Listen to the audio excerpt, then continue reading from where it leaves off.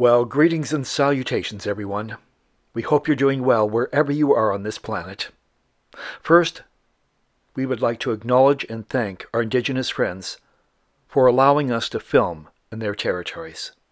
We remain humble and grateful. Without you, much of this simply would not happen. This time around, we travel to an area where two fishermen in the early dawn hours think they may have woken up a sleeping Sasquatch. And then we travel to an area where fresh snow has made it easier for us to track. The same area where those sounds are being heard.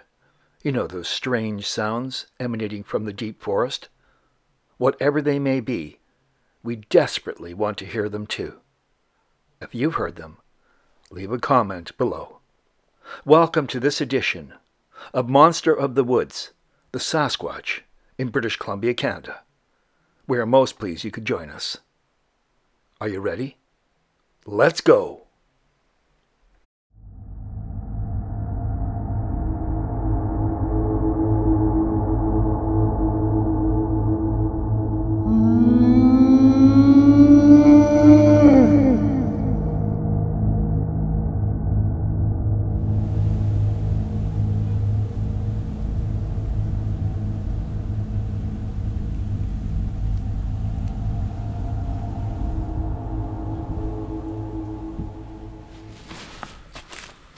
Our first location we visit on a cold winter's day.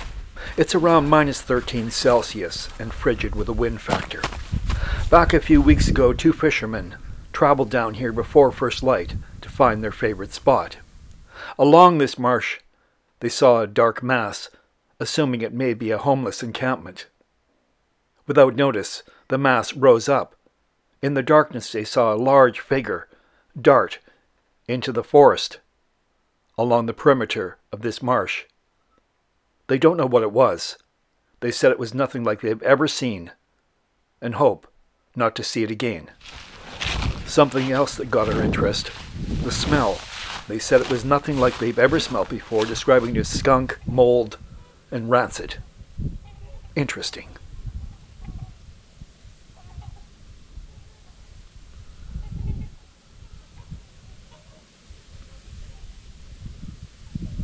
Those are geese.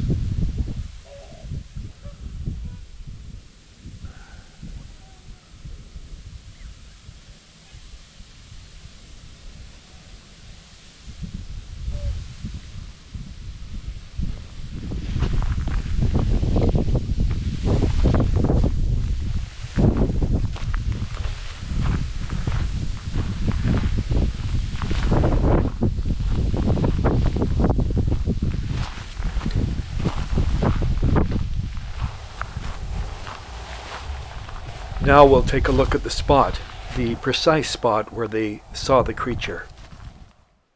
Right here. It looks like something could have bedded down here. Then again, who knows? That's around 15 feet in diameter. Mighty strange.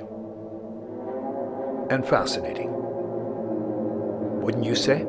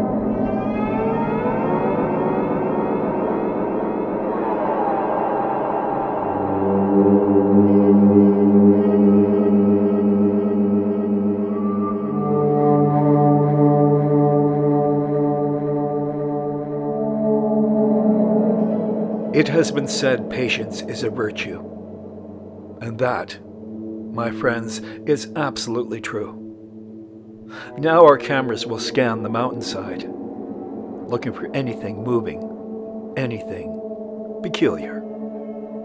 This is British Columbia, and maybe land of the Sasquatch.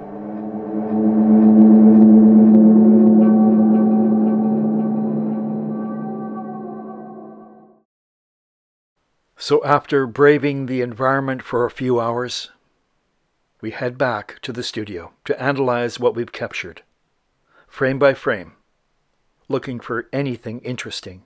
By that I mean movement on the mountainside.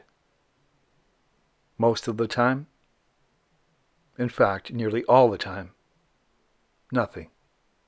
Nothing dramatic. You have to have a lowered expectation. Yet, there's an electric energy, so to speak, of anticipation. Something may happen. There's an avalanche risk here, so any creatures with intelligence would know they'd be risking their lives walking up there. So why would they? And why would they expose themselves to our cameras? Those humans, those mischievous humans, constantly looking for us. Get a life, thinks the Sasquatch.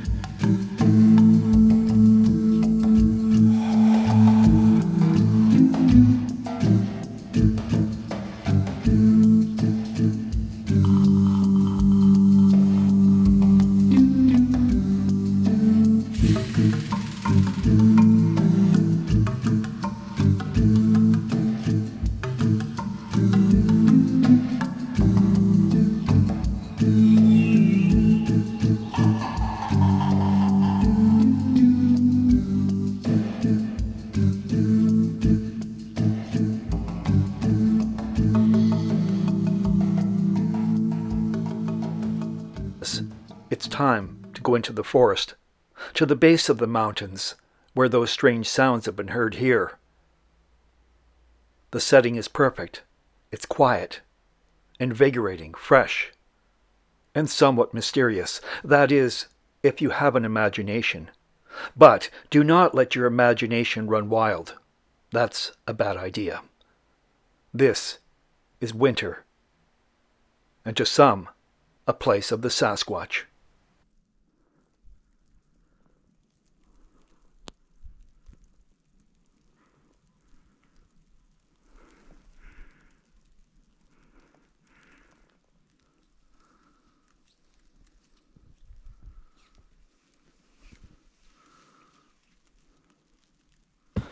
I have said it before, and it bears repeating.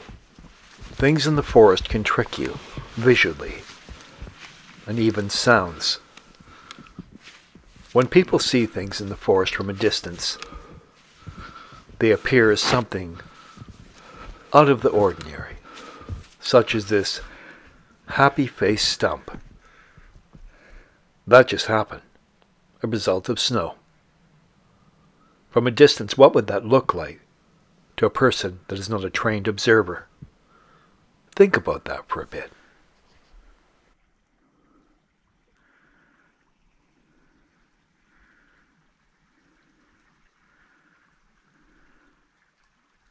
We didn't expect this much snow. Most exceptional for trekking. Enjoying the great outdoors. The air is fresh, the sound carries. The sound below me is a brook.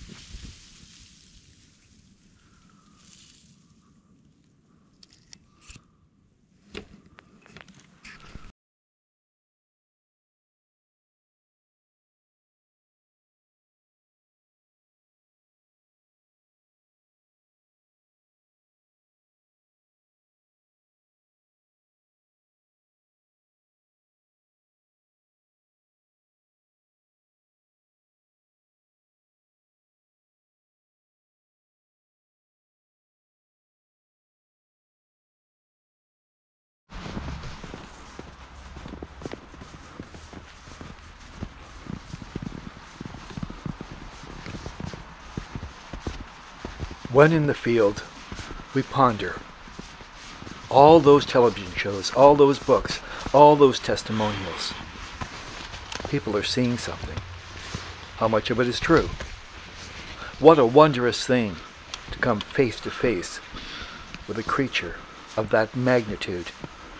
Extraordinary, spellbinding, and other words that are kind of cool. We don't doubt everyone, but you can tell when people are not being factual. And television, forget about it. Finding Bigfoot? I mean, that's just silly. We've traveled to well over 500 locations. Why do we do it?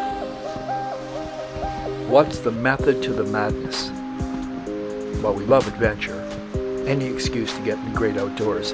And there's something about this mystery that rings true. Something that is obviously real. Something is. Now, precisely what that is, I can't tell you because I don't know. We continue to do what we think is best and share those adventures with you on this social media platform. Thanks for watching this episode of Monster of the Woods. We greatly appreciate it. Until next time, remember, eyes open, cameras ready, over and out.